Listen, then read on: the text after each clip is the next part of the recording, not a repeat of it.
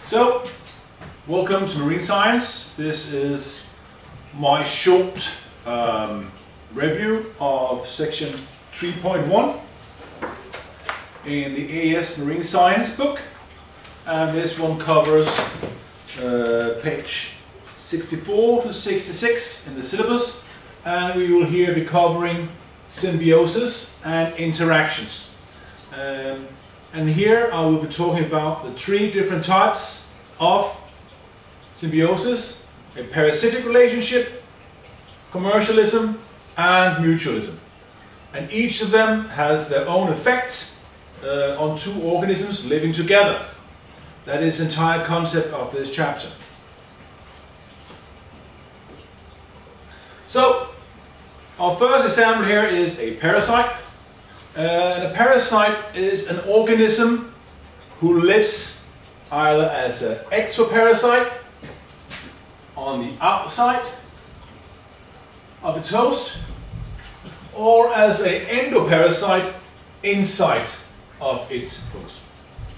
This could, for example, be a copepod who feeds on the outside of salmon, while this could be nematodes or worms living on the inside of the fish.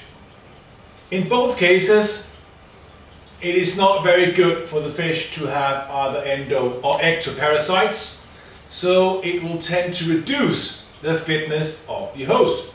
So the host loses energy, it loses health.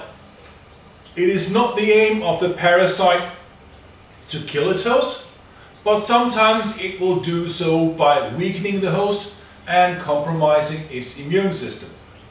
So the host loses in this deal, while the parasite gains energy and safety and so on by living in or on the host.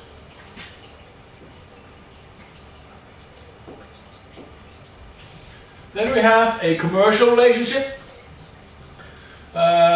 where one gains from it and the other really don't have any effect from it.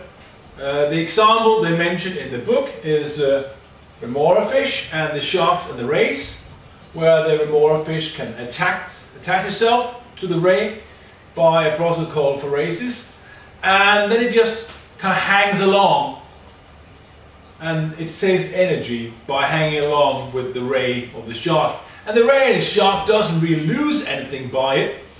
In some cases, it actually becomes a little symbiotic, because they might help by cleaning the skin. We also have examples of fish that just drags along bigger fish, so they have to use less energy swimming, and when the big fish eats something, there might be some leftovers. So here we have a relationship where one is really not affected and the other gains a lot from being close.